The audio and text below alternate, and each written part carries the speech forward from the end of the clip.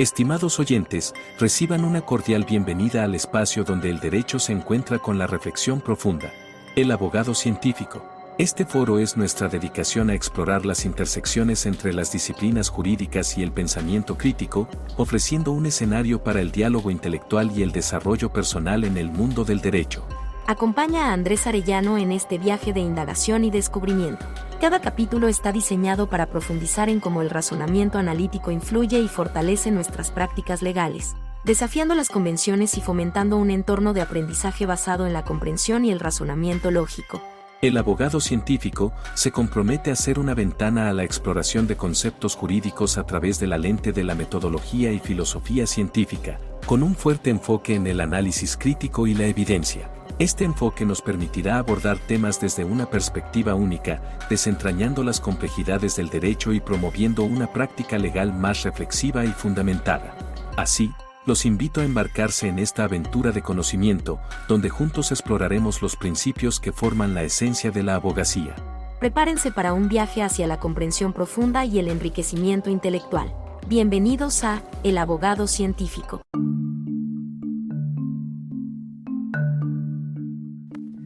¿Cómo es posible que un conjunto de palabras sea capaz de representar un hecho?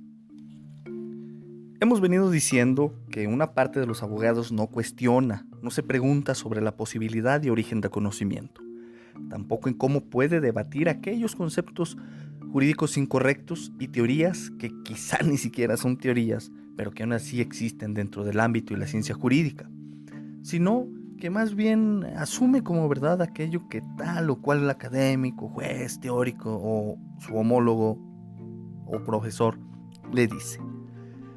En este sentido, la filosofía de la ciencia y como parte de ella la filosofía analítica te puede ayudar a cuestionar todo y a no asumir nada sin antes haber realizado un ejercicio reflexivo, analítico, crítico, racional y objetivo de esa información que se te está diciendo o se te está presentando como verdadera. O esos conceptos también. Este podcast, para hacerlo ameno, vamos a dividirlo en dos segmentos. El primer segmento de los minutos que tú ya observaste, y el segundo, pues vamos a hablar de Ludwig Wittgenstein. Lo voy a subir junto para efectos de que puedas desarrollar el escucha, pero de una manera amena y no sea tan largo todo en un solo podcast. Es bastante interesante lo que vamos a hablar, puesto que trataremos el pensamiento que suscitó la cuestión entre el lenguaje y la realidad dentro de la filosofía analítica, ya que pues incluso a algunos de nosotros nos ha pasado que a veces cierto testigo, policía, se ve limitado lingüísticamente para describir cierto acontecimiento o hecho, y otras veces lo que el testigo expresa en forma de enunciado carece de sentido o significado dada la falta de alguna referencia empírica o ideal, por lo que llegamos a asumir que es falso.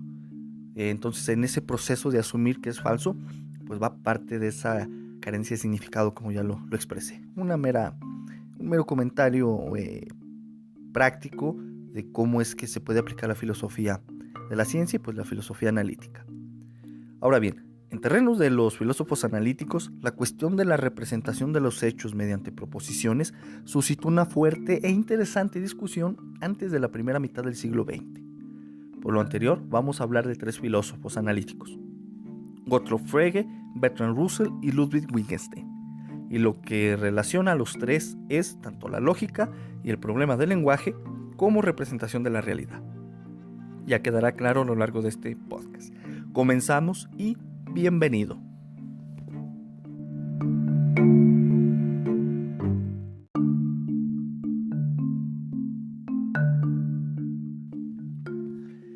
Gottlob Frege existió de 1848 a 1925. Era matemático, filósofo, físico y químico, y es considerado como el creador de la lógica moderna. En palabras del Dr. Christian C. Karman, de quien abro cita textual, se refiere de Frege que tres características del estilo de Frege de encarar los problemas han influido fuertemente en la filosofía analítica posterior. Giro lingüístico. En primer lugar, Frege traducía los problemas centrales de la filosofía en problemas sobre el lenguaje. Primacía de los enunciados. En segundo lugar, en Frege, el análisis del lenguaje está gobernado por el principio según el cual lo principalmente explicativo es la función que las distintas componentes de un enunciado cumplen en ella. Antipsicologismo. Finalmente, Frege insiste en que estas explicaciones no deben ser confundidas con relatos psicológicos sobre los estados mentales de los hablantes. La investigación acerca de la naturaleza de la relación entre lenguaje y mundo, o el lenguaje y el pensamiento, no debe basarse en la experiencia individual. Estas tres ideas, la centralidad del lenguaje, la primacía de los enunciados y el antipsicologismo, han influido fuertemente en los primeros filósofos analíticos como Wittgenstein, Russell y Carnap. Cierro cita. Ahora bien, cabe hacer el comentario que Frege estaba consciente de Russell y Wittgenstein. Tan es así que Frege le recomendó a este último, Wittgenstein, ir a estudiar con Russell. Frege, como creador de la lógica moderna, señalaba que era necesario sustituir algunos términos del enunciado por variables, tales como X o Y. Es decir, el sujeto y predicado podían sustituirse por una X o una Y. Con este breve resumen de los puntos principales de Frege, y para no hacer muy largo el podcast, pasamos ahora a hablar de Bertrand Russell y Ludwig Wittgenstein, pero a través del atomismo lógico, que es el que los caracterizó como filósofos analíticos. Hacemos una breve pausa en nuestra discusión de hoy para presentarles una herramienta indispensable, nuestro libro electrónico. Más acá de las palabras, una guía práctica para reconstruir racionalmente los argumentos de una autoridad y destruir su presunción de apego a derecho. Es un libro perfecto para abogados, estudiantes de derecho y cualquier persona apasionada por la lógica aplicada, pues otorga un arsenal de herramientas conceptuales listas para ser desplegadas. Diseñado para proporcionar claridad y rigor en el pensamiento crítico de todo abogado, este libro es esencial para quienes buscan no solo entender, sino desmantelar y reconstruir los fundamentos y motivos dados por una autoridad judicial. No esperen más para fortalecer su habilidad argumentativa. Adquieran su copia ahora en abogadoscientifico.com.mx y comiencen a navegar por la complejidad de los argumentos con una nueva luz. Continuamos con nuestra exploración intelectual en El Abogado Científico. Gracias por estar con nosotros.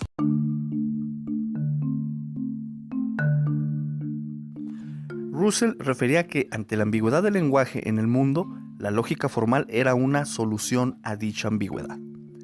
Hablaba de la sustitución del sujeto dentro de un enunciado por una función la cual era considerada como variable independiente y que además expresaba generalidades. He ahí parte de las ideas que en su momento tomaron los otros dos filósofos que mencioné al inicio, y lo que vuelve interesante aquella visión de Frege. ¿Existen las proposiciones que copien fielmente los hechos? Esta es una de las preguntas que puede desprenderse de la filosofía de Russell. Russell señalaba que no podemos analizar directamente los hechos.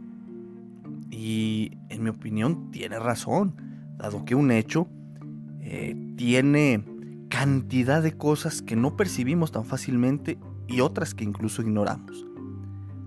También, como idea principal de la postura de Russell, tenía que, como no podemos analizar aquellos hechos, entonces lo que nos queda es analizar las proposiciones que hacen referencia a aquellos hechos. Aquí entra el empirismo como posibilidad de conocimiento de esos hechos, ya que Russell refería que el contenido de aquellas proposiciones venían solamente a través de nuestros sentidos. En otras palabras, nuestros sentidos dotaban de contenido a aquellas proposiciones, o el empirismo dotaba de contenido a las proposiciones. Esto lo referí, si mal no recuerdo, en el podcast anterior.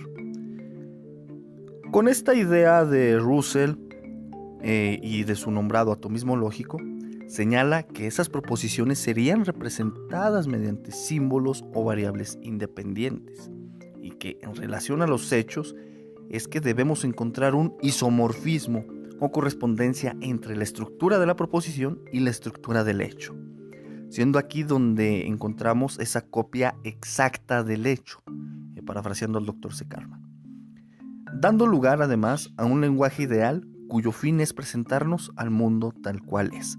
Aquí sale pues la idea principal de Russell de ese lenguaje ideal para representar al mundo como tal. Para hacer esto más simple, imagina lo siguiente. Tienes frente a ti un hecho del cual no es posible apreciarlo tal cual ha acontecido, pero que sí puedes, aún así, y mediante una proposición, señalar eso que viste. Entonces, aquí tenemos al hecho tal cual ha acontecido, pero que por los múltiples factores que se vieron involucrados, tú solamente percibiste una parte de él. Ese segundo punto lo refieres mediante una proposición, un enunciado el cual está compuesto por un sujeto, verbo y predicado, lo cual indica aquel hecho que presenciaste. Lo que buscaba Russell era simbolizar ese enunciado mediante la lógica y sustituyendo las partes del enunciado con variables independientes representadas a su vez por letras. Ese enunciado dentro del atomismo lógico era nombrado como hecho atómico, lo cual también lo retoma Wittgenstein. Y cuando a ese hecho atómico se le sumaba otro hecho atómico mediante una conectiva, es decir, una I, se creaba un hecho molecular. Por lo anterior es que dos hechos atómicos crean un hecho molecular. Esto irá quedando un poquito más claro ahorita que hablemos de Ludwig Wittgenstein. En este punto terminamos este primer apartado del podcast. Soy Andrés Sarellano, por ahí me puedes agregar en las redes sociales como Facebook, igual búscame con este nombre y no dejes de seguir la página de Facebook que está en la descripción. Nos vemos en la siguiente continuidad de este podcast.